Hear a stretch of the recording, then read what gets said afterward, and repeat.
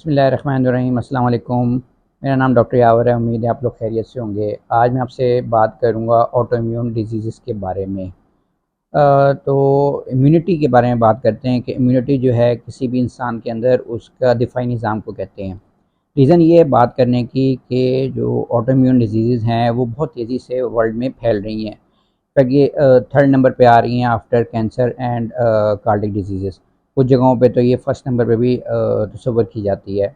और जो वर्ल्ड में सबसे ज़्यादा मेडिसिन सेल होती हैं एंटी इन्फ्लेमेटरी ड्रग्स, वो ऑटो इम्यून डिजीज़ से ही उसका ताल्लुक़ है। कॉजेज़ की बात करें तो सबसे पहले बात ये है कि ऑटो इम्यून जो डिज़ीज़ की कॉज़ है वो अननोन है। कुछ कहते हैं कि ये जेनेटिक है, कुछ कहते हैं कि ये एनवायरमेंटल है। तो क्या वजह है कि हमारे अंदर जो हमारे इम्यूनो डेफिशिएंसी स्टेट है, जो हमारी मुदाफ़ियत का निज़ाम है, ये जो वॉल है, बैरियर है, ये इस हद तक कम हो जाता है कि जो हमारे फ़ायदेमंद जो चीज़ें हैं वो हमारे अंदर हमारे लिए वो नुकसानदेह चीज़ें बन जाती हैं और हमें ही नुकसान पहुँचाना शुरू कर देती हैं। इसकी मिसाल ऐसे ले लेते हैं जैसे कि एक कोर्ट है और ज्यूरी बैठी हुई है और किसी वजह से जो है वो रॉन्ग कैलकुलेशन उनसे होती है और वो आप ही को वो गिल्टी करार देते हैं और वो आप ही को वो एनिमी तस्वर कर लेते हैं। तो ऐसे ही वजह है, इसमें ही और जो ऑटो इम्यून डिजीज़ है इसमें भी ऐसे ही होता है कि आपके जो फ्रेंडली चीज़ें हैं वो आपके लिए वो हार्मफुल हो जाती हैं और आपके जो टिश्यूज़ हैं वो जो आपके फ्रेंडली होनी चाहिए वो टिश्यूज़ को वो कोलेटरल डैमेज शुरू कर देती हैं आपकी बॉडी का। हमारी बॉडी के अंदर कुछ ऐसे वायरसेस हैं, जो बैक्टीरिया हैं जो कि डोरमेंट फॉर्म में बैठे हुए हैं, चुपचाप बैठे हुए हैं, वो कुछ भी नहीं करते, न्यूट्रल रहते हैं। लेकिन बाज़ औक़ात जो है वो एक्टिव हो जाते हैं और आपको वो नुकसान पहुँचाना शुरू कर देते हैं।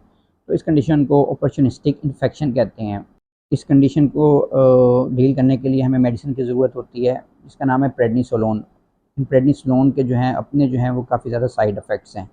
ट्रिगरिंग फैक्टर्स की बात कर लें तो इसमें हमारा टॉक्सिन आ जाता है और अगर आपके कोई गट की प्रॉब्लम्स हैं, जैसे लीकी गट है, बैड ईटिंग हैबिट्स हैं, आपके स्टमक में अगर होल है वहाँ से प्रोटीन्स जो है वो लीक होता है और आपका जो है बॉडी में जब एंटर होता है तो इम्यून सिस्टम जो है आपका वो उसको इनकरेक्टली रीड करता है और उसके खिलाफ एक्शन शुरू कर देता है। कॉजेज़ की बात कर लें तो सबसे पहले ये है कि एक्सेसिवली क्लीन एनवायरनमेंट, हद से ज़्यादा साफ़ एनवायरनमेंट। अगर जब बच्चा पैदा होता है तो वो अपनी मदर की जो है वो इम्यूनिटी लेके पैदा होता है, जिसको हम इनेट इम्यूनिटी कहते हैं। लेकिन जब वो इस प्लैनेट में आता है, वर्ल्ड में आता है, जब वो उनके जरासीम के साथ उसका इंटरेक्शन होता है तो वो अपनी इम्यूनिटी डेवलप करता है। उसको हम कहते हैं एक्वायर्ड इम्यूनिटी। जो बच्चे बहुत ज़्यादा साफ़ सुथरे एनवायरनमेंट में रहते हैं तो उनका जो इंटरेक्शन है माइक्रोब्स के साथ वो डेवलप नहीं प्रॉपर हो पाता और वो उनकी इम्यूनिटी प्रॉपर्ली डेवलप्ड नहीं होती। तो उन उन जैसे बच्चों को जो है वो भी ऑटो इम्यून डिजीज़ होने के चांसेस होते हैं। इसके अलावा जो बच्चे ब्रेस्ट फीड पे नहीं होते और इन्फेंट फार्मूला मिल्क यूज़ कर रहे होते हैं फॉर द फर्स्ट डे, वो भी जो है ऑटो इम्यून डिजीज़ के जो हैं बड़े उनको चांसेस हो सकते हैं। और आप प्रॉब्लम हो सकती है वीडीआर में। वीडीआर क्या है? It is vitamin D receptor.